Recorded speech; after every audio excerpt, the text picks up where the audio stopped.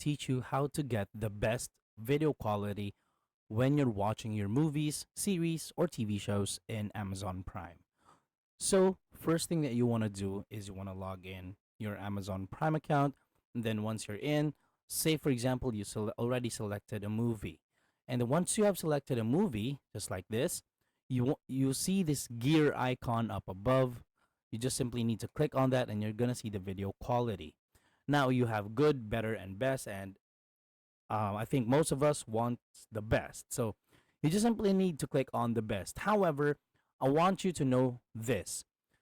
Amazon Prime video quality is the same with other movie or TV show provider that depends on the speed of your internet connection. So if your internet connection is quite slow or it's not that fast, it cannot give you the best. Maybe it would fare around the better one or the good level. So that's how easy it is to get the best Prime Amazon Prime video quality in 2025. This is Josh.